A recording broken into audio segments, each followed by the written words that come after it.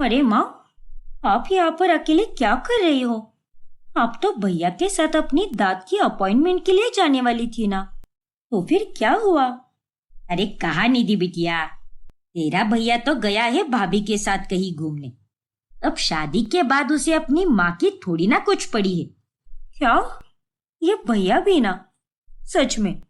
लेकिन आप फिक्र मत करो माँ, मैं आज अपने क्लासेस नहीं जाऊंगी, बल्कि मैं आपको क्लिनिक लेकर जाऊंगी।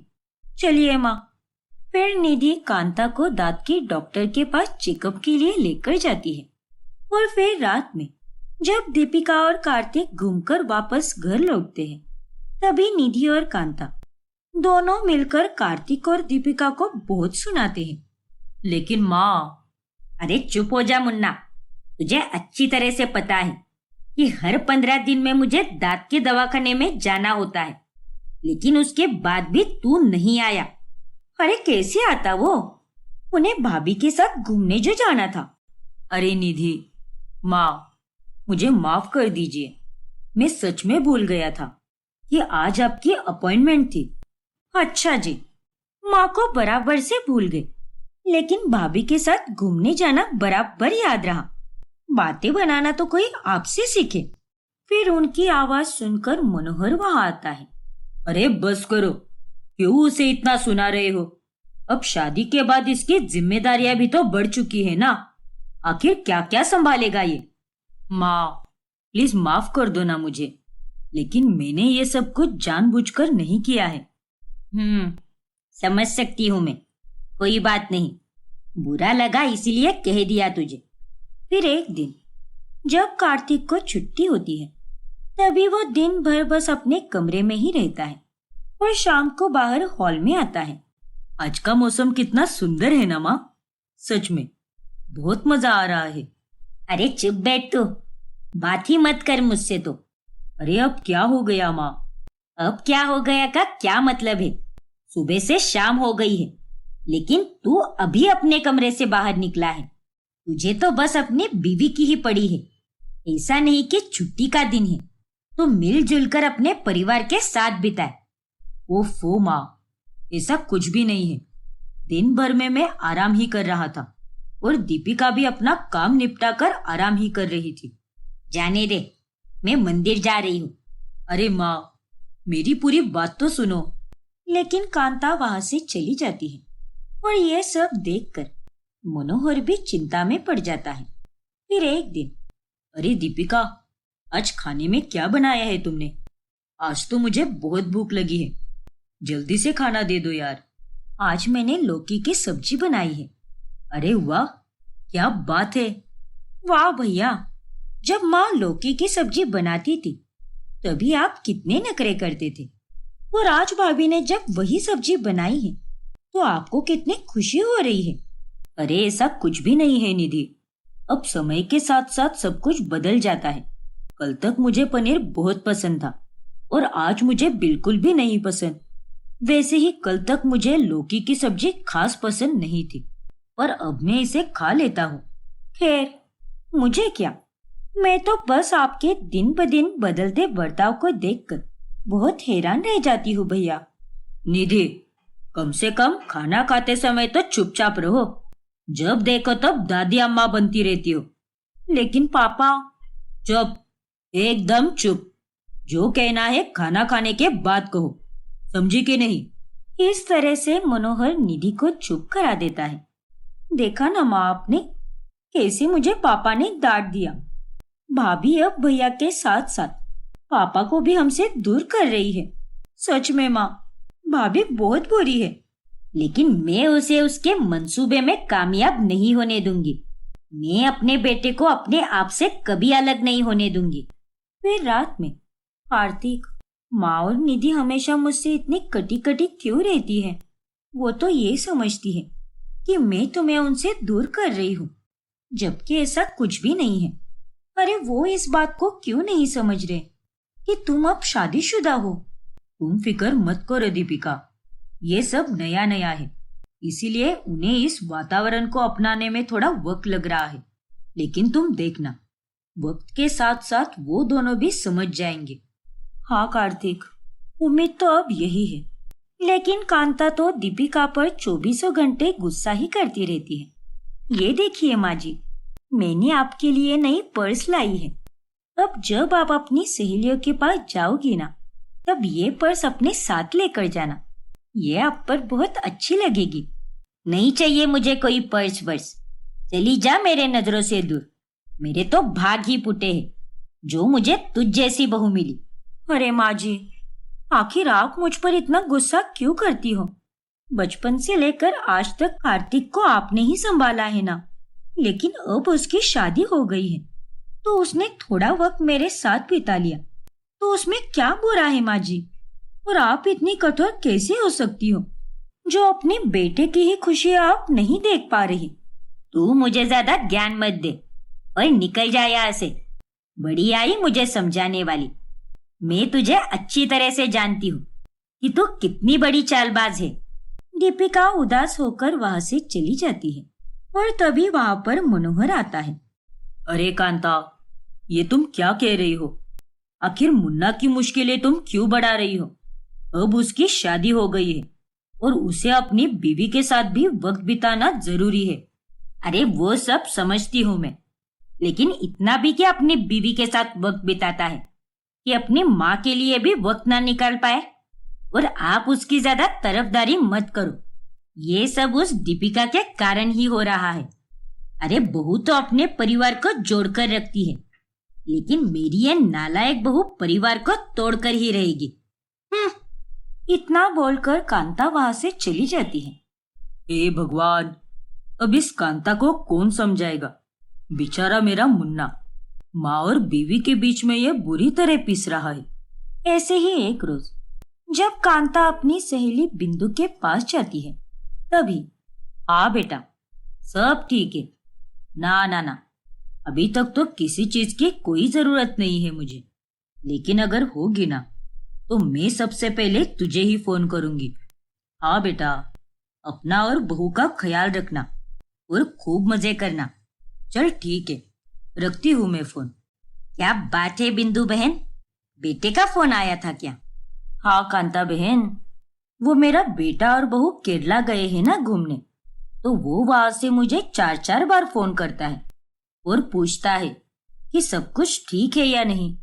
कुछ चाहिए तो मुझे बता देना। अरे वाह, ऐसा है क्या? हाँ कांता बहन, बहुत ख्याल रखता है वो मेरा। बीवी के साथ घूमने गया है, लेकिन फिर भी अपने बेटे होने की जिम्मेदारी पूरी तरह निभाता है वो। सच में बिंदु बहन, बहुत अच्छा है तुम्हारा बेटा। और एक मेरा बेटा है जो बहू के आने के बाद में मुझसे तो वो दूर ही हो चुका है।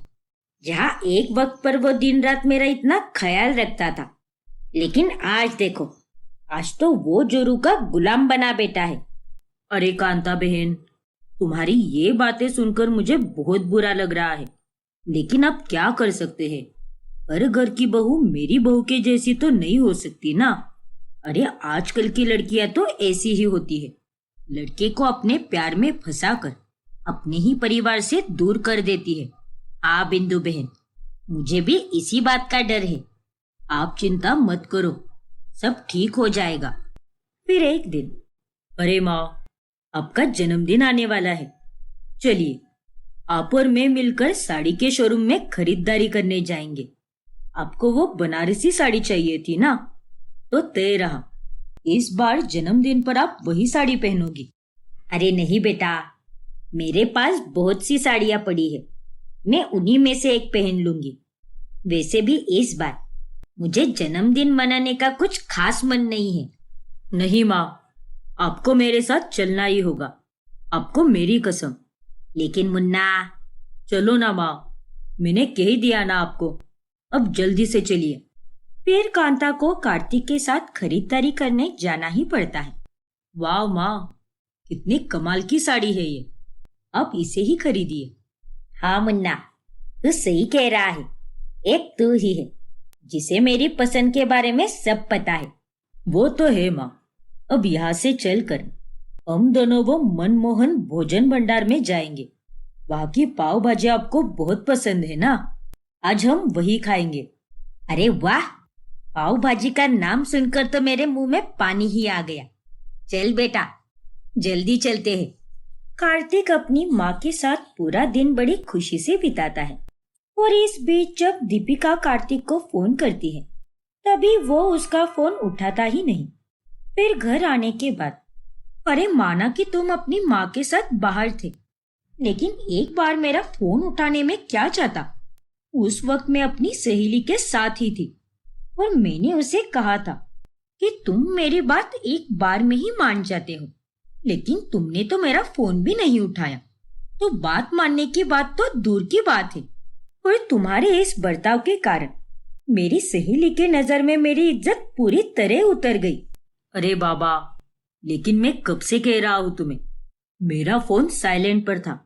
अब माँ के साथ में इतने दिनों बाद गया था, इसीलिए मैंने फोन चेक ही नहीं किया। अब तुम तो मुझसे बात ही मत करो कार्तिक।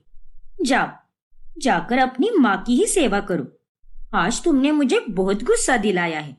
अरे पर दीपिका, रुको तो।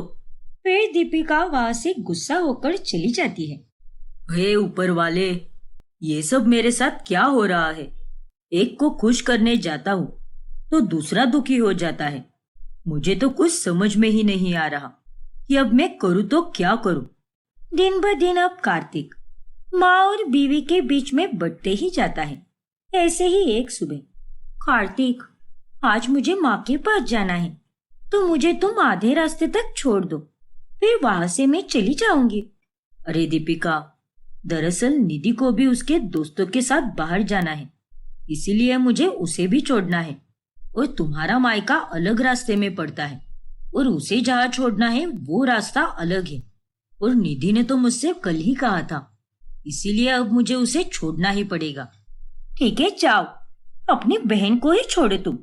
मैं चली जाऊंगी टैक्सी से। और हाँ, दिन भर मुझे फोन मत करना। शादी के बाद पति पत्नी में प्यार बढ़ता है, लेकिन यहाँ तो हमारी शादी को आधा साल भी नहीं हुआ है और हमारे बीच में प्यार बढ़ने की जगह पर दूरियां आ रही है। आए दिन तुम मेरा दिल दुखाते जा रहे हो कार्तिक। अरे दीपिका, अब तुम माँ की तरह बातें मत करो यार। मुझे देर हो रही है, रात तक वापस आ जाऊंगी मैं। इतना कहकर दीपिका वहां से चली जाती है और कार्तिक अपना सर पकड़ लेता है। फिर एक रोज, अरे मुन्ना, मुझे बनारस जाना है अपनी बहन से मिलने, इसीलिए तू मेरी टिकट निकलवा दे। ठीक है माँ, मैं अभी आपकी टिकट निकलवाता हूँ। वैसे एसी वाली ट्रेन की निकालूं या नॉन एसी वाली? ठंडी के दिन है ना, इसीलिए पूछ रहा हूँ। अरे क्या भैया, आप भी, आप और भाभी हनीमून के लिए फ्लाइट में गए थे ना, और अब जब माँ को बनारस जाना है तो आप उन्हें ट्रेन से भेज रहे हो। माँ को भी तो हवाई जहाज से भेजो ना। आखिर ये भेदभाव आप क्यों कर रहे हो? अरे इसमें कैसा भेदभाव हुआ निधि? फालतू में आग में घी डालने का काम बंद करो। और माँ जी हमेशा ट्रेन से ही सफर करती आ रही है, और अब उन्हें इस उम्र में हवाई जहाज से भेजना सही नहीं रहेगा। कार्तिक को भी उनकी चिंता है, इसीलिए वो उन्हें ट्रेन से भेज रहा है। अरे चुप रहो भाभी, आप जितनी अच्छी आप दिखती हो उतनी अच्छी आप हो नहीं। और माँ, आग में घी मैं नहीं बल्कि भाभी डाल रही है। मेरे पास तुम्हारे जितना मुफ्त का टाइम नहीं है निधि, समझ गई ना? और अपनी उम्र को ध्यान में रख के बात करो मुझसे। बदतमीज कही की। तो फिर आप भी मुझसे ध्यान से बात कीजिए भाभी। हमेशा बड़े ही सही नहीं होते, कभी कभी गलतियां बड़ों की तरफ से भी हो सकती है। अरे बस करो, ये क्या तमाशा लगा के रखा है तुम दोनों ने? और माँ बेटे के बीच में इतनी फूट क्यों डाल रही हो तुम? मुन्ना, तू मेरी और अपनी माँ की हवाई जहाज की टिकट बुक कर, इसके साथ मैं भी जाऊंगा। नहीं मनोहर जी, मैं नहीं जाऊंगी हवाई जहाज में, मुझे ट्रेन से ही जाना है। अरे नहीं माँ, अगर आपको हवाई जहाज में सफर करने में कोई दिक्कत नहीं है तो मैं उसी की टिकट बुक कर देता हूँ ना। नहीं बेटा, अब रहने दे। कांता उदास होकर अपने कमरे में चली जाती है और कार्तिक फिर से चिंता में पड़ जाता है। फिर जब वो उसे मनाने के लिए उसके कमरे में जाता है तब तक वो सो चुकी होती है। पापा, माँ की ये क्या जिद है अभी? मैंने ट्रेन की टिकट के बारे में इसीलिए बोला क्योंकि मुन्ना, तुझे मुझे सफाई देने की कोई जरूरत नहीं है। मैं तेरे मन के भाव को अच्छी तरह समझ सकता हूँ बेटा, लेकिन वो तेरी माँ है। पत्नी आने के बाद एक लड़का अपनी माँ और पत्नी में बट ही जाता है। उसे थोड़ा समय दे दे बेटा, सब ठीक हो जाएगा।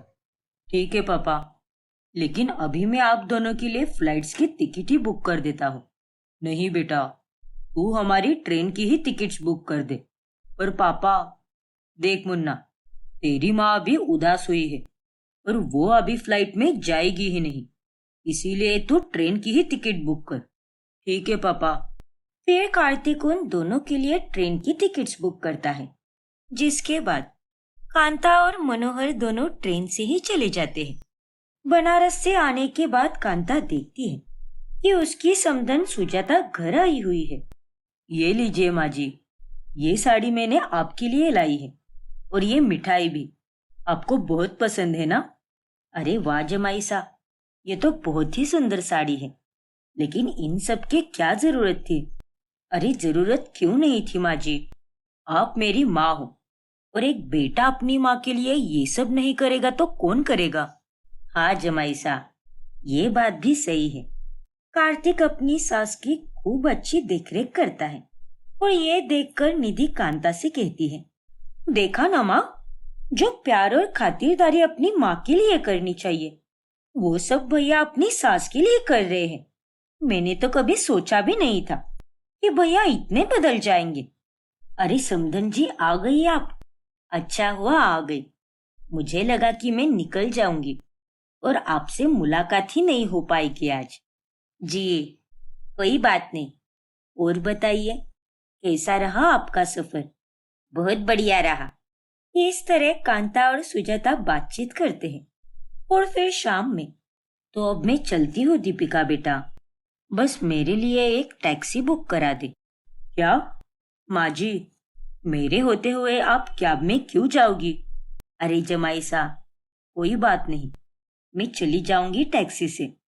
नहीं माँ जी, आपको मैं ही छोड़ूंगा, वो भी मेरी कार से। अब आप मुझे छोड़ोगे तो घर पर आते आते आपको रात के 2 बज जाएंगे। मेरा घर कितनी दूर है। आप आराम कीजिए जमाई सा, मैं सच में चली जाऊंगी अकेले और इसमें मुझे कोई परेशानी बिल्कुल नहीं है। अरे नहीं माँ जी, मैं आपको छोड़ देता हूँ, फिर चाहे रात के 2 बजे या 3 बजे, उससे मुझे कोई फर्क नहीं पड़ता। चलिए, आपका सामान दीजिए। फिर कार्तिक सुजाता को छोड़ने चला जाता है और यह सब देखकर कांता और ज्यादा गुस्सा हो जाती है। फिर एक रात जब दीपिका बालकनी में बैठकर फोन चला रही होती है, तभी उसकी नजर नीचे गेट पर जाती है।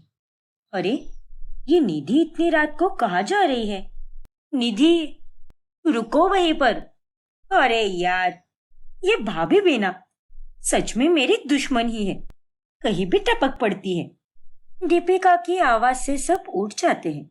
अरे क्या हुआ बहू, इतनी रात गए तुम हल्ला क्यों मचा रही हो?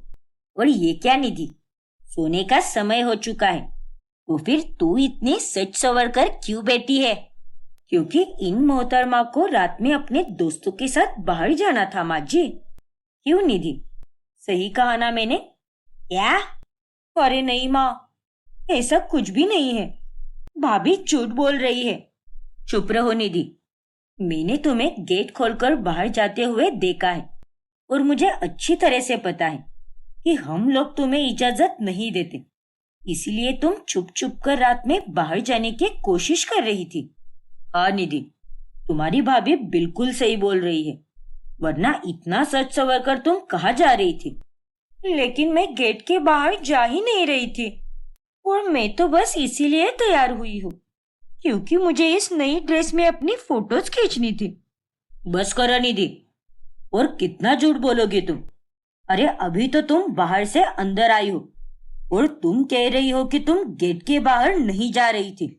देखो बेटा, हम तुम्हारी ही भलाई के लिए रात में बाहर जाने से रोकते हैं, क्योंकि रात में बाहर बहुत खतरा होता है। लेकिन ये हमारी चिंता को कहाँ समझ पाएगी? अरे तुम्हें दिन में जितना घूमना है घूमो ना, लेकिन रात में आखिर ऐसा क्या होता है? बस भाभी, अरे मैं कहीं भी नहीं जा रही थी, लेकिन फिर भी आपने तमाशा खड़ा कर दिया। आप ना एक नंबर की कलेशी हो। निधि, अपनी भाभी से बात करने का यह क्या तरीका है? निधि गुस्सा होकर अपने कमरे में चली जाती है। मैंने अगर इसे नहीं रोका होता तो ये लड़की कब की चली जाती। चिंता करने पर भी गालियां ही मिलती है मुझे। भलाई का तो कोई जमाना ही नहीं रहा। जाने दो बहू, उसकी बातों पर ध्यान मत दो और अब जाकर सो जाओ। जी पापा जी। ये सब करके भाभी उस दिन के झगड़े का बदला ले रही है और कुछ नहीं। लेकिन मैं भी कम नहीं हूं। तो अब देखना कि मैं क्या करती हूँ। फिर एक दिन जब दीपिका और कार्तिक की शादी को 6 महीने पूरे होते हैं, उस खुशी में वो दोनों एक सुंदर से रेस्टोरेंट में खाना खाने जाते हैं। Happy 6 month anniversary Deepika. Same to you Kartik. हम ऐसे ही छोटी छोटी खुशियां हमेशा मनाते रहेंगे। हाँ दीपिका। और मुझे माफ करना कार्तिक, कभी कभी मैं कुछ ज्यादा ही गुस्सा हो जाती हूँ। अरे कोई बात नहीं यार, इंसान है हम, हर वक्त बस खुश थोड़ी ना रह सकते हैं। और कहते हैं ना, हम सबसे ज्यादा गुस्सा भी उन्हीं पर करते हैं जिससे हम सबसे ज्यादा प्यार करते हैं। एकदम सही कहा तुमने। तभी अचानक से कार्तिक को निधि का फोन कॉल आता है। हेलो भैया, भैया जल्दी से मेरे कॉलेज के पीछे वाले रास्ते पर आ जा। कुछ गुंडे मेरे पीछे पड़े हैं। मुझे बहुत डर लग रहा है भैया, कहीं वो लोग मेरे साथ कुछ गलत ना कर दे। कहाँ हो आप भैया, जल्दी से आ जाओ। निधि, तुम घबराओ मत निधि, मैं अभी पहुंच रहा हूं वहां पर, ठीक है ना? हाँ भैया, जल्दी आ जाओ। मेरे पीछे तो कोई भी नहीं लगा है, लेकिन मैं भैया और भाभी की 6 मंथ एनिवर्सरी को खराब करना चाहती हूँ, इसलिए मैंने ये नाटक किया। भाभी, इसी तरह मैं आपसे चुन चुन कर अब बदला लूंगी। आप जानती नहीं हो मुझे कि मैं किस खेत की मूली हूँ। फिर कार्तिक दीपिका को रेस्टोरेंट में अकेला छोड़कर निधि के पास चला जाता है। भैया, अच्छा हुआ आप आ गए। लेकिन तुम ठीक तो हो ना निधि? और कहाँ है वो दरिंदे? चले गए भैया। मैं काफी देर तक यहाँ इस पेड़ के पीछे ही छुपी रही, तो वो लोग चले गए। आपके आने पर मेरी सांस में सांस आई है। शुक्रिया भैया। अरे पागल है क्या? तू मेरी छोटी बहन है और तेरी रक्षा करना मेरा फर्ज है। चल, अब घर चलते हैं। हाँ भैया। फिर घर पहुंचने के बाद कार्तिक गुंडों के बारे में सबको बता देता है। चलो, भगवान का लाख लाख शुक्र है कि तू सही सलामत है मेरी बच्ची। और निधि, ये लो, ये पेपर स्प्रे है, ये अपनी बैग में ही रखा कर। जब भी तुझे लगे कि तुझे कोई परेशान कर रहा है तो सीधे उसके मुंह पर ये स्प्रे छिड़क देना। ठीक है भैया। और अब से रोजाना मैं तुझे छोड़ने और लेने आया करूंगा, क्योंकि आज उन गुंडों ने तुझे देखा है और कल को वो फिर से वापस आ गए तो। हाँ, तेरे पापा बिल्कुल सही कह रहे हैं निधि। लेकिन कार्तिक के पहुंचते ही गुंडे अचानक से गायब कैसे हो गए? मुझे तो शक हो रहा है कि सच में वहां पर गुंडे आए भी थे या नहीं, या इसने ये सब इसीलिए नाटक किया है ताकि कार्तिक और मेरी 6 मंथ एनिवर्सरी खराब हो जाए। भाभी, आप ये क्या बकवास कर रही हो? अरे मैं भला ऐसा क्यों करूंगी? उस रात का बदला लेने के लिए। बहू, कुछ भी मत बोल मेरी बेटी को, वरना एक लाफा लगाऊंगी तुझे।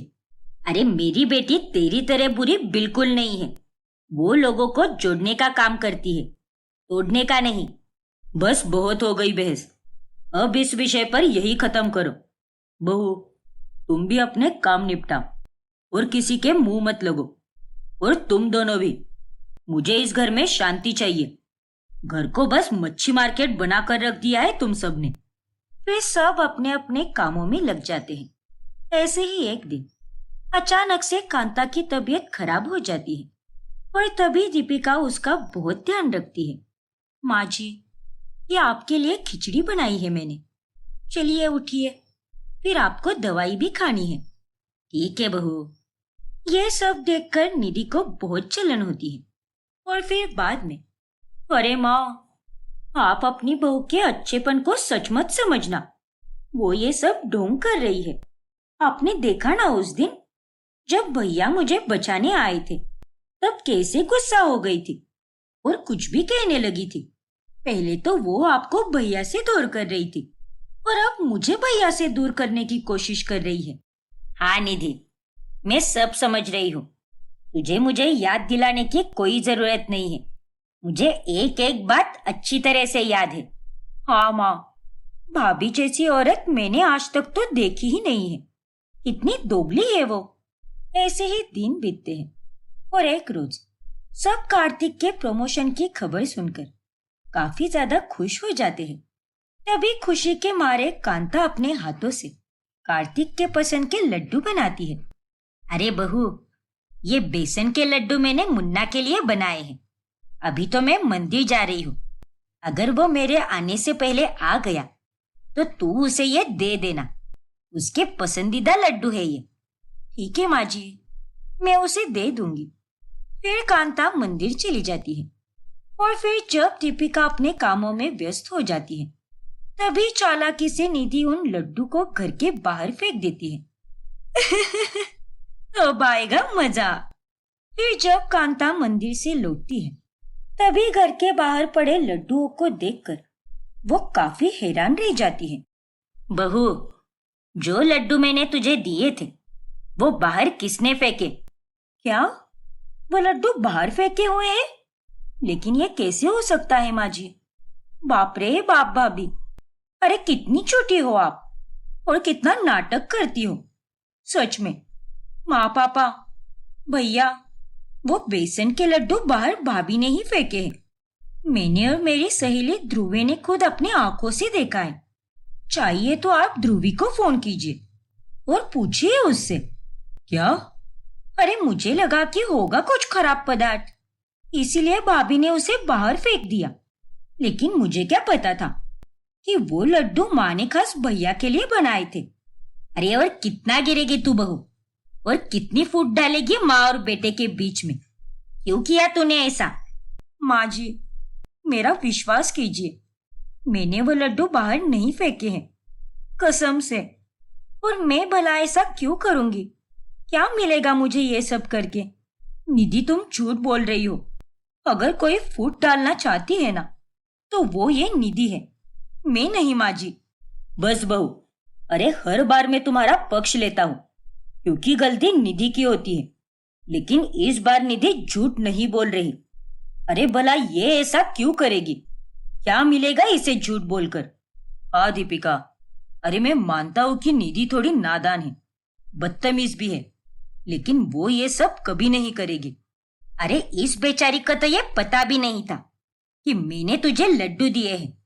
शायद तभी ये घर पर भी नहीं थी। भाभी, आपका पर्दाफाश हो चुका है। मान लीजिए अपनी गलती और मान लीजिए इस बात को कि आप भैया को उनके परिवार से अलग करना चाहती हो, उनका बंटवारा करना चाहती हो।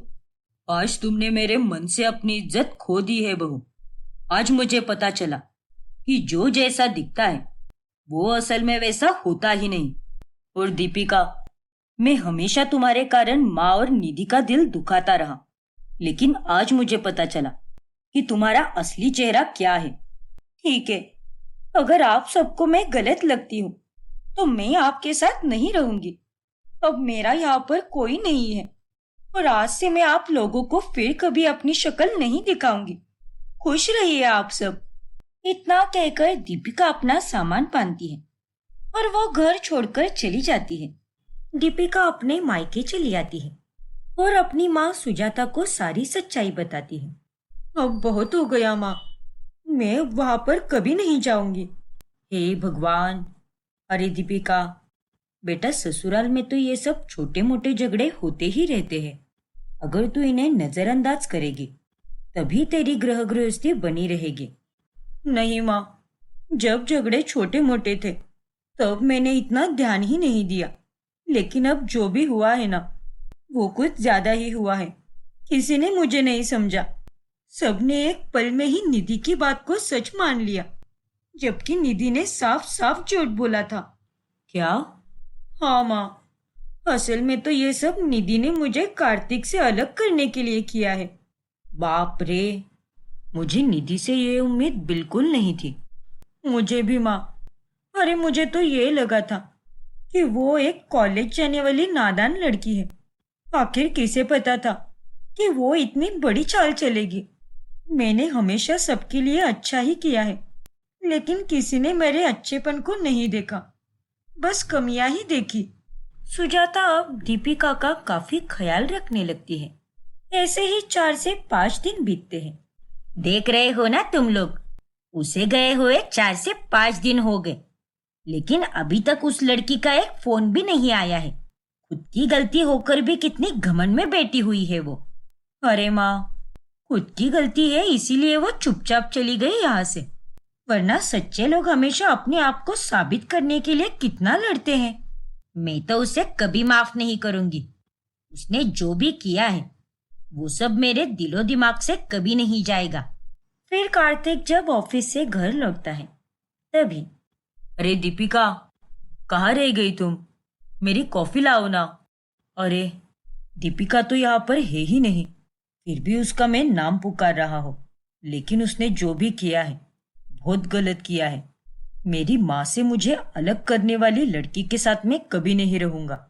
ऐसे ही दिन बीतते हैं, लेकिन कार्तिक और दीपिका की कोई बात नहीं होती। अरे क्या कहा तूने? ना ही उन्होंने कोई मैसेज किया है, ना ही कोई कॉल। ये जमाई सा सही नहीं कर रहे हैं। कम से कम उन्हें तुमसे बात तो कर लेनी चाहिए थी, क्योंकि उसी से सब ठीक हो जाएगा। जाने दो ना माँ, एक कार्तिक ही था उस घर में जो मुझे अच्छे से जानता था, लेकिन उसने भी उस दिन मुझे गलत समझा। उससे और मैं क्या ही उम्मीद रखूं? मैं भी उसे कोई फोन या मैसेज नहीं करने वाली। जाने दो। तूने सही कहा दीपिका, करना भी मत बात तू। अरे उन्हें अगर तेरी जरा भी कदर होगी ना तो वो तुझसे बात करने जरूर आएंगे। हाँ माँ, मैं 1 महीने तक इंतजार करूंगी, और अगर तब तक वो मेरे पास नहीं आया तो मैं उसे तलाक दे दूंगी, क्योंकि मैं किसी के लिए अपनी जिंदगी नहीं रोकने वाली। लेकिन बेटा, इतनी जल्दी इतना बड़ा फैसला? जल्दी नहीं माँ, मैंने बहुत सोच समझ कर यह फैसला लिया है। अब हमारा रिश्ता टूट चुका है और मैं बाकी लड़कियों की तरह रोती नहीं बैठूंगी। मुझे आगे बढ़ना है माँ, इसीलिए मैं 1 महीने तक ही रुकूंगी।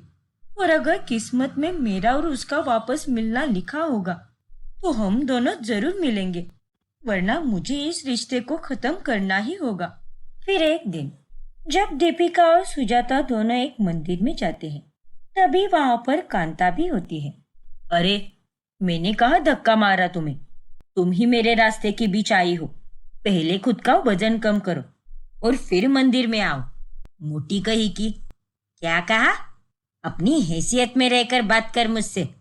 देखिए काकी, आप मेरी सास से इस तरह बात नहीं कर सकती, और मंदिर जैसी पवित्र जगह पर आप किसी के बारे में ऐसा कैसा बोल सकती हो? आपको शर्म नहीं आती क्या? अरे काय की सास रे, माँ बेटों में दरार डालने वाली थी तू, और अब यहाँ आकर मुझे ज्ञान के मोती बटोर रही है। चल दफा हो जाए यहाँ से। इतना बोलकर वो औरत वहां से चली जाती है। क्यों रे दीपिका, तुझे बीच में बोलने की क्या जरूरत थी? अब फिर से अच्छी बनने का ढोंग करके हमारी जिंदगी में घुसना चाहती है क्या? तुमने जो किया है वो काफी नहीं है क्या? हाँ? अरे माँ जी, आप ये कैसी बातें कर रही हो? मैंने वो लड्डू नहीं फेंके थे। आप मानो या ना मानो, लेकिन यही सच है। अरे कम से कम यहाँ पे तो झूठ मत बोल। भगवान से तो डर, नालायक कही की।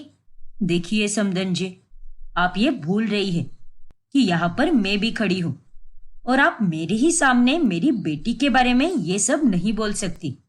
इसीलिए चुप रहिए, वरना मैं भूल जाऊंगी कि आप मेरी समदन हो। तुम लोगों के तो मुंह लगना ही बेकार है। जैसी माँ वैसी बेटी। इतना कहकर कांता वहां से चली जाती है। दीपिका बेटा, तू अपनी सास की बातों पर ध्यान दे ही मत। चल हम भगवान जी के दर्शन कर लेते हैं। हाँ माँ, चलो। फिर कांता घर जाकर मंदिर में हुई दीपिका के मुलाकात के बारे में बताती है। तभी, क्या बात कर रही हो माँ? मैंने भी कल देखा था भाभी को, और वो किसी लड़के के साथ घूम रही थी और उनके चेहरे पर एक अलग ही खुशी थी।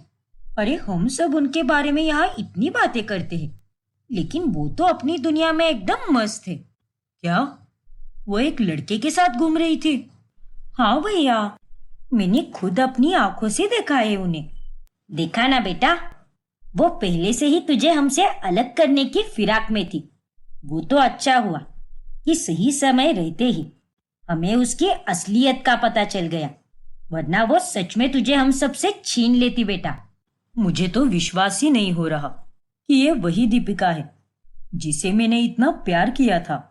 और माँ, मैं तो कह देती हूँ कि अब भैया को भी अपने जीवन में आगे बढ़ जाना चाहिए। उनकी दूसरी शादी करा दो माँ। हाँ निधि, तू बिल्कुल सही कह रही है। और मुन्ना, मैं भी तुझे यही सलाह दूंगी कि तू भी अब उसके बारे में सोचना बंद कर दे।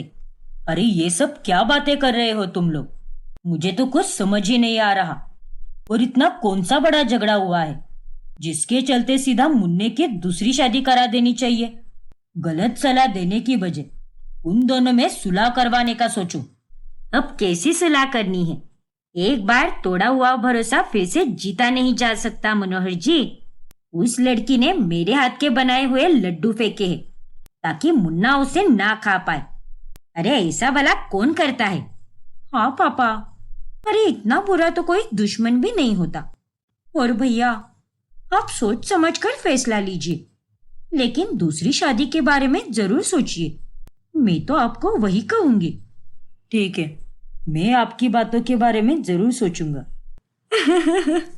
मेरा मकसद है इस घर में दूसरी भाभी लाना।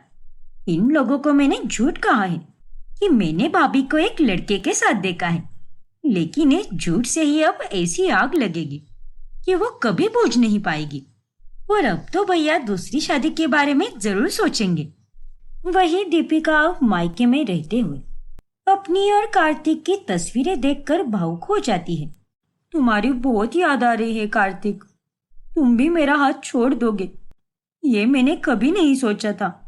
काश काश कि तुम मुझे समझ पाते कार्तिक, कि मैं सच बोल रही हूँ। तभी सुजाता वहां पर आती है। बेटा, तू उदास मत हो। जो नसीब में लिखा है वही होगा, और मुझे पूरा भरोसा है कि तेरे नसीब में आगे सब अच्छा ही होगा। देखना तू। हाँ माँ, बस याद आ रही थी उसकी, इसीलिए आंखें थोड़ी नम हो गई। जानती हूँ बेटा, इतना आसान नहीं होता किसी को भुलाना। कमजोर पड़ना लाजमी है, लेकिन यही छोटी छोटी कोशिशें करके तू अपनी जिंदगी में आगे बढ़ पाएगी बेटा। हाँ माँ, आपने सही कहा, शुक्रिया। फिर एक दिन जब कांता की तबीयत हल्की सी खराब हो जाती है, तभी निधि को ही घर का सारा काम करना पड़ता है। अरे यार, सच में ये घर के काम तो दिमाग खराब करके रख देते हैं। आज मुझे भाभी की सच में बहुत कमी महसूस हो रही है। जब वो इस घर में होती थी तब मुझे कोई काम नहीं करना पड़ता था, और जब से वह इस घर से चली गई है तब से मुझे कोई ना कोई काम तो करना ही पड़ता है, और आज तो घर का सारा काम मुझे ही करना पड़ रहा है। वही दूसरी तरफ मनोहर और कांता को भी दीपिका की कमी खलने लगती है। कांता, आज तुम क्या खाओगी? तुम्हारी तबीयत ठीक नहीं है ना, इसीलिए जो तुम्हारा मन करे वो मुझे बता दो, मैं वही बनवाता हूँ निधि से। दाल खिचड़ी ही बनवा लीजिए उससे। पहले जब जब मैं बीमार पड़ती थी तब तब मुझे दीपिका गर्मा गर्म देसी घी वाली दाल खिचड़ी बनाकर देती थी, और उस खिचड़ी के आगे सारी दवाइयाँ फीकी पड़ जाती थी, और उसके हाथ की बनी खिचड़ी खाकर मैं तो एकदम तंदुरुस्त हो जाती थी। बात तो एकदम सही कही तुमने। उसने हमेशा अपने बहुधर्म को अच्छी तरह से निभाया है, पर पता नहीं क्यों बाद में उसने ऐसा क्यों किया। खैर, जाने दीजिए, उसके बारे में कोई बात मत कीजिए, वरना मेरी तबीयत और खराब हो जाएगी। इधर ऑफिस में भी काम करते समय भी अब कार्तिक के दिमाग में दीपिका का ही ख्याल आता है। भला वो ऐसा कैसा कर सकती है मेरे साथ? मुझे छोड़कर दूसरे लड़के के साथ घूमना? नहीं नहीं, मैं इस बात को अपने मन में दबाकर नहीं रख सकता। मैं दीपिका से मिलके इस बारे में जरूर बात करूंगा। फिर कार्तिक दीपिका को कॉल करके मिलने बुलाता है। तभी, कहो कार्तिक, तुमने मुझे यहाँ पर क्यों बुलाया है? मैंने कभी नहीं सोचा था दीपिका कि तुम इतने बेवफा निकलोगी। अरे मायके क्या चली गई? तुम तो सब कुछ भूल ही गई कि तुम्हारा एक पति भी है। ये तुम क्या बोल रहे हो कार्तिक? अब ज्यादा भोली मत बनो। मुझे निधि ने बताया है कि तुम किसी गैर मर्द के साथ खुशी से घूम फिर रही थी। अरे शादीशुदा होने के बाद भी तुम्हें ये सब शोभा देता है क्या? हाँ? क्या? अरे तुम क्या पागल वागल हो गए हो क्या? और ये निधि भी पागल हो गई है सच में। और कितना गिरेगी ये लड़की? देखो कार्तिक, मैं पिछले एक हफ्ते से कहीं बाहर गई भी नहीं हूं, तो फिर मैं भला किसी लड़के के साथ कैसे घूमूंगी? निधि ने तुम्हें फिर से झूठ बोला है। अरे फिर वही बात, कुछ तो नया बोलो ना। घर छोड़ने से पहले भी तुमने मेरी बहन को ही गलत ठहराया था और अब भी तुम उसी को झूठी बोल रही हो। वाह! हाँ, क्योंकि वो गलत है कार्तिक, और मैं सच बोल रही हूँ कि मैं किसी लड़के के साथ कहीं घूमने नहीं गई थी। और तुम होते कौन हो जो मेरे चरित्र पर सवाल उठा रहे हो? मैं तुम्हारा पति हूँ दीपिका, इसीलिए ये हक है मेरा। तुम मुझे छोड़कर दूसरे आदमी के साथ घूमोगी और मैं चुपचाप बर्दाश्त करता रहूंगा? बस कार्तिक, बंद करो अपनी ये घटिया बातें। अरे मुझे तो ये लगा था कि तुमने मुझे यहाँ पर हम दोनों के बीच में सब कुछ ठीक करने के लिए बुलाया है, लेकिन मैं नहीं जानती थी कि तुम्हारे दिमाग में इतना सारा गन भरा पड़ा है। देखो दीपिका, मेरी बहन ने ना तो तब झूठ बोला था और ना ही वो अब झूठ बोल रही है। चुप रहो कार्तिक, और अपनी बहन की तरफदारी मत करो। पहली बार भी तुम उसी की बातों में आ गए थे और आज तुम फिर वही गलती करने जा रहे हो। अरे तुम समझ क्यों नहीं रहे कि वो हम दोनों को अलग करने के लिए ये सब कर रही है? और मुझे तो अब पूरा विश्वास भी हो गया है कि वो लड्डू भी उसी ने फेंके होंगे। बस करो दीपिका, मैं अपनी बहन के खिलाफ ये सब नहीं सुनने वाला, समझ गई ना? हाँ तो तुम भी बस करो कार्तिक, मैं भी अपने खिलाफ कुछ नहीं सुनने वाली। अरे मुझे क्या तुमने बेवकूफ समझ के रखा है क्या? जो कोई आएगा मुझ पर झूठा इल्जाम लगाएगा और मैं भी पागल की तरह उसे सुनती जाऊंगी। अब और नहीं कार्तिक, अब मुझे इस रिश्ते से आजाद होना है। मुझे तुमसे तलाक चाहिए कार्तिक। क्या क्या कहा तुमने? तलाक? हाँ कार्तिक, सही सुना तुमने। मुझे ऐसे लड़के के साथ बिल्कुल भी नहीं रहना है जो अपनी बीवी को समझने के बजाय अंधों की तरह अपने परिवार वालों पर विश्वास करता है। इसीलिए मुझे तलाक चाहिए। ठीक है दीपिका, अगर तुम यही चाहती हो तो मुझे भी कोई शौक नहीं है तुम्हारे साथ रहने का। मैं तुम्हें तलाक देने के लिए तैयार हूं। फिर दोनों भी गुस्सा होकर अपने अपने रास्ते चले जाते हैं। घर आने के बाद कार्तिक कांता को सारी बातें बताता है। ऐसे ही कुछ दिन बीत जाते हैं। फिर एक रोज, आ गया मुन्ना, अच्छा हुआ, ये देख, तुझे देखने के लिए लड़की वाले आए हैं। क्या? आओ ना बेटा, बैठो। नमस्ते आंटी जी। नमस्ते बेटा। हेलो कार्तिक, मैं शनाया। हाय शनाया। भैया, शनाया आपको पसंद आई या नहीं? मुझे तो ये बहुत पसंद आई है। मेरी सहेली जो है। ये सब देखकर कार्तिक एकदम हैरान रह जाता है और आखिरकार रिश्ता पक्का भी हो जाता है। लेकिन उनके जाने के बाद, अरे माँ, कम से कम आप मुझे बता तो देती कि मुझे देखने के लिए लड़की वाले आ रहे हैं, और आपने ये फैसला इतनी जल्दी कैसे ले लिया? लेकिन मुन्ना, तू तो दूसरी शादी के लिए राजी था ना, तो फिर अब क्या हुआ? और नहीं तो क्या। चलिए भैया, अब ज्यादा नखरे मत कीजिए, बस अब शादी की तैयारियां शुरू कर दीजिए। मैं शादी का मुहूर्त निकलवाती हूँ। तेरे और उस दीपिका के तलाक के बाद ही ये शादी हो पाएगी, लेकिन उससे पहले हम सगाई कर लेंगे। क्यों मनोहर जी? तुम्हें जो करना है करो कांता। और तुम तो मुझे ऐसे पूछ रही हो जैसे कि मेरी सारी बातें मानती हो। अरे आप फिर से शुरू मत हो जाइए अभी।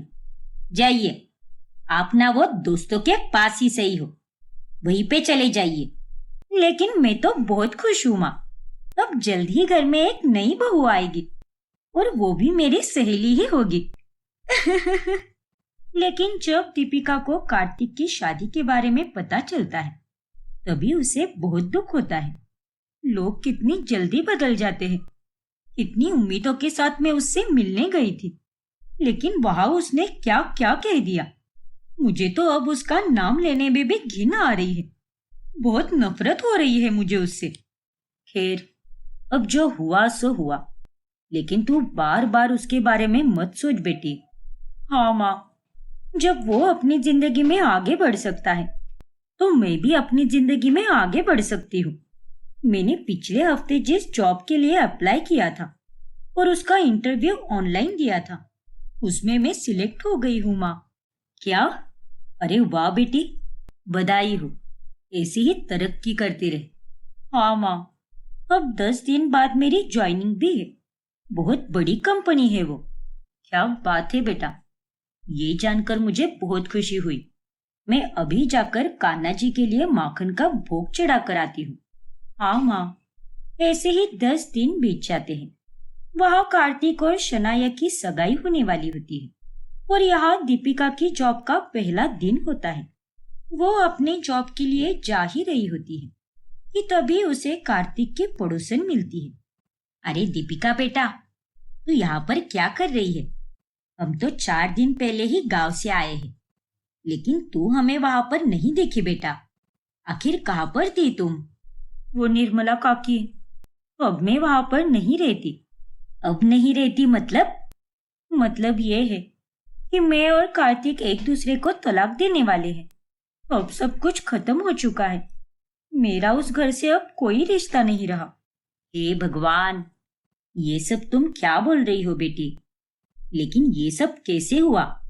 वो दरअसल, फिर दीपिका निर्मला को सारी सच्चाई बताती है कि किस कारण से वो झगड़ा हुआ और दीपिका को ससुराल छोड़ना पड़ा। बाप रे दीपिका, मैं उस दौरान गांव गई थी। अभी 4 दिन पहले ही आई हूँ, इसलिए मुझे इस बारे में कुछ पता ही नहीं चला। तभी मैं सोचूं कि आज घर की सजावट क्यों हो रही है। इसका मतलब कार्तिक की दूसरी लड़की के साथ आज सगाई होने वाली है। हाँ काकी, अब मैं अपनी माँ के पास ही रहती हूँ और आज मेरी नई जॉब का पहला दिन है। बहुत खूब बेटा, तुमने बिल्कुल सही फैसला लिया है और मुझे तुम पर पूरा विश्वास है कि तुमने वो लड्डू नहीं फेंके होंगे, क्योंकि तुम ऐसा कभी कर ही नहीं सकती।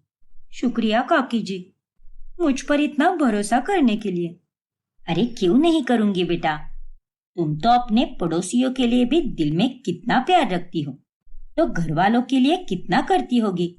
और निधि ऐसी हरकत करेगी, ये सुनकर मुझे बहुत बुरा लग रहा है। खैर, इन सब में उन लोगों का ही नुकसान है। उन्होंने एक हीरे जैसी बहू को खो दिया आज। हाँ काकी जी।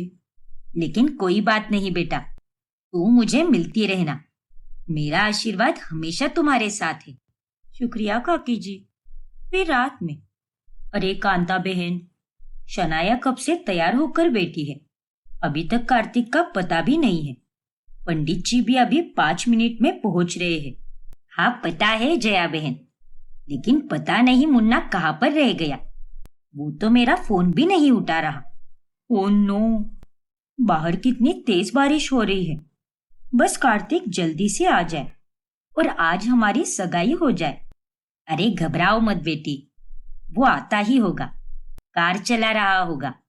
हे भगवान, बस आज कोई गड़बड़ ना हो जाए और आज भैया और शनाया की सगाई हो जाए। उधर दीपिका भी अपने ऑफिस से घर लौट रही होती है और तभी उसे सुजाता का फोन कॉल आता है। अरे दीपिका बेटा, कहाँ रह गई तू? बाहर कितनी तूफानी बारिश हो रही है। शहर के सारे रास्ते में पानी भी भर चुका है। अरे माँ, आप चिंता मत कीजिए, यहाँ के एरिया में इतना पानी नहीं भरा हुआ है और आप न्यूज़ देखकर अपना बीपी हाई मत कीजिए। मैं बिल्कुल सुरक्षित हूँ और अभी थोड़ी ही देर में घर पहुँच भी जाऊंगी। ठीक है बेटा, लेकिन जल्दी आ जा। मेरा जी बहुत घबरा रहा है। एक तो आज तेरा व्रत है और तूने सुबह से कुछ खाया भी नहीं है, इसीलिए कह रही हूँ जल्दी से आ जा। मैंने गर्मा गर्म खाना बना के रखा है। हाँ माँ, मैं रास्ते में ही हूँ। दीपिका रास्ते से चलने लगती है कि तभी उसे खाली पेट रहने की वजह से चक्कर आती है और वो वहां पर सड़क के बीचों बीच बेहोश हो जाती है।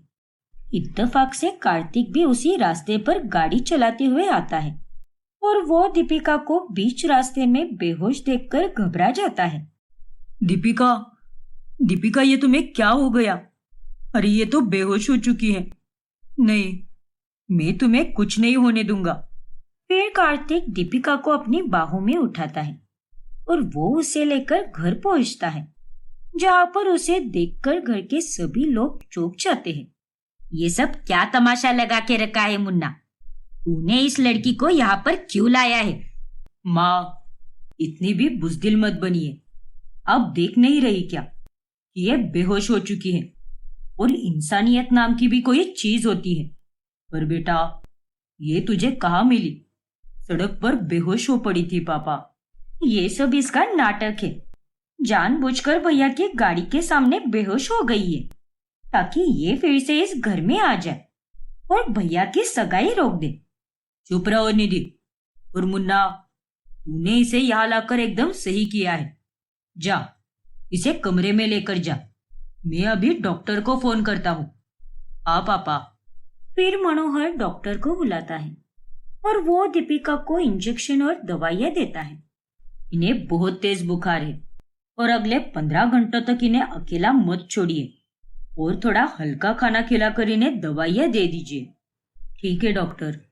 फिर डॉक्टर वहां से चले जाते हैं। कांता बहन, अब तक हमने बहुत तमाशा देख लिया, लेकिन अब हमें इस घर से कोई रिश्ता नहीं जोड़ना है। और नहीं तो क्या, चलो यहाँ से माँ। अरे रुक जाइए जया बहन, ये चली जाएगी यहाँ से। हम सगाई कर लेते हैं। शनाया, रुको ना शनाया, गई भैंस पानी में। ये सब इस भाभी की वजह से ही हुआ है माँ। हाँ निधि, उसे अब ठीक होने दे, फिर मैं उसे नहीं छोड़ूंगी। अरे कुछ तो शर्म करो तुम दोनों। उस लड़की का बदन तप रहा है और वो कोई नाटक नहीं कर रही। तुम दोनों चाहे कुछ भी कर लो, लेकिन किस्मत में जो लिखा होता है वो तो होकर ही रहता है। इतना कहकर मनोहर वहां से चला जाता है। माँ, अब फिर से भाभी इस घर में रहकर भैया को हमसे दूर कर देगी। मुझे तो अभी से बहुत घबराहट हो रही है माँ। तू घबरा मत निधि, मैं हूं अभी जिंदा। अब इस घर में या तो ये लड़की रहेगी या फिर मैं रहूंगी। मैं भी देखती हूँ कि आखिर मेरा मुन्ना किसे चुनता है। नहीं माँ, ऐसा कुछ मत करना, क्योंकि भावनाओं में बहकर भैया गलत फैसला ले लेते हैं। आप ऐसा कुछ करना जिससे भाभी ही ये घर छोड़कर चली जाए। इधर कार्तिक सुजाता को फोन करके सारी बातें बताता है कि दीपिका उसी के साथ है और वो रात भर जागकर दीपिका का बहुत अच्छे से ख्याल रखता है। फिर अगली सुबह पड़ोसन निर्मला मनोहर को फोन करके बुला लेती है। क्या हुआ निर्मला भाभी, आपने मुझे इतनी सुबह सुबह फोन करके क्यों बुलाया? क्योंकि मुझे आपको कुछ दिखाना है मनोहर भाई साहब। क्या दिखाना है भाभी? फिर निर्मला मनोहर को एक फुटेज दिखाती है जिसमें निधि ने ही वह लड्डू बाहर फेंके होते हैं। ये क्या? ये तो निधि ही है। हाँ भाई साहब, कल मुझे दीपिका मिली थी और उसने मुझे सब कुछ बताया और मुझे पूरा यकीन था कि दीपिका जैसी दिलदार लड़की ऐसी घिनौनी हरकत कभी नहीं कर सकती। और हमारे घर के बाहर सीसीटीवी कैमरा लगा हुआ है, इसलिए मैंने रात भर बैठकर उस हफ्ते के सारे सीसीटीवी फुटेज चेक किए और देखिए, ये रहा सबूत। मुझे भी कहीं ना कहीं यही लग रहा था कि दीपिका ने ऐसा कुछ किया ही नहीं होगा। धन्यवाद भाभी जी, आपके कारण अब मेरे बेटा बहू फिर से एक हो जाएंगे और आज आप ही के कारण मेरे बेटे की शादी टूटने से बच गई।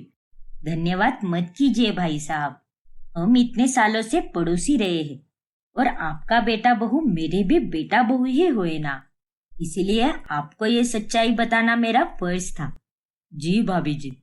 अब जाइए, जल्दी से जाकर सबको ये फुटेज दिखाइए और बचा लीजिए दीपिका और कार्तिक की शादी को। फिर मनोहर घर आता है और सबसे पहले वो निधि को एक जोरदार थप्पड़ लगाता है। मनोहर जी, सुबह सवेरे आखिर कौन सा नशा करके आए हो आप, जो अपनी ही बेटी को बेवजह मार रहे हो? अरे इस लड़की ने जो भी किया है ना, उसे देखकर तुम भी इसे मारोगी। ये देखो, तुम्हारी बेटी ने ये क्या गुल खिलाया है। फिर मनोहर घर में सबको वो सीसीटीवी फुटेज दिखाता है और उसे देखकर सबके होश उड़ जाते हैं। इसका मतलब निधि ने ही ये सब किया था? तेरी ये सब करने की हिम्मत कैसे हुई निधि? वो फुटेज देखकर कांता भी अब निधि को एक थप्पड़ मारती है।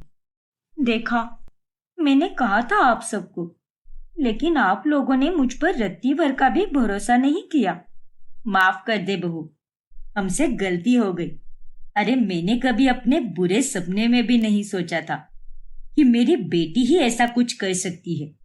अरे गुस्से में तू इतनी अंधी हो गई कि तुझे सही और गलत के बीच का फर्क ही नहीं समझ आया। ये सब तूने बहुत गलत किया है निधि, और इसकी अब सजा यही है कि ये इस घर में नहीं रहेगी। कांता बिल्कुल सही कह रही है, अब हमारे लिए तू मर चुकी है, क्योंकि तूने अपने ही परिवार को तोड़ने की कोशिश की है। अरे कम से कम एक बार अपने भैया की खुशियों के बारे में तो सोच लेती निधि। आखिर ये सब करके तुझे क्या मिला? मुझे माफ कर दीजिए आप सब। मैंने ये सब जलन और गुस्से के मारे किया है, क्योंकि मुझे भाभी से नफरत होने लगी थी और मुझे ऐसा लगता था कि वो भैया को हमसे अलग करना चाहती है। इसीलिए मैंने उन्हें ही हम सबसे अलग करने के लिए ये चाल चली। बेशरम कहीं की, बताते हुए भी तुझे ये शर्म नहीं आती क्या? मुझे माफ कर दो माँ, लेकिन एक आखिरी मौका दे दो मुझे। मैं सच में अपनी सारी गलतियां सुधारूंगी, लेकिन प्लीज माँ, मुझे घर से बाहर मत निकालो। नहीं निधि, अब तुझे कोई माफी नहीं मिलेगी। चल निकल जा यहाँ से। लेकिन पापा। लेकिन वेकिन कुछ नहीं, अब हमें तुम्हारी कोई बात नहीं सुननी। फिर निधि घर से बाहर जा ही रही होती है कि तभी दीपिका उसे रोक लेती है। रुक जाओ निधि, तुम कहीं नहीं जाओगी। लेकिन बहू। नहीं माँ जी, मुझसे पहले ये घर निधि का है और निधि ने जो भी किया है वो गलत था और उसे इस बात का एहसास हो चुका है। गलतियां तो हम सबसे होती है माँ जी, और अगर बड़े ही छोटों को गलतियां सुधारने का मौका नहीं देंगे तो कौन देगा माँ जी? निधि, तुम यहीं पर रहोगी, लेकिन तुम्हें एक अच्छा इंसान बनकर दिखाना होगा। हाँ भाभी, मैं आपसे वादा करती हूँ कि मैं कभी किसी के लिए मन में बुरे भाव नहीं रखूंगी और हमेशा सबके साथ मिलजुल कर रहूंगी। इस तरह से दीपिका के कहने पर सभी लोग निधि को माफ कर देते हैं और निधि भी अब सुधर कर सबके साथ अच्छे से रहने लगती है।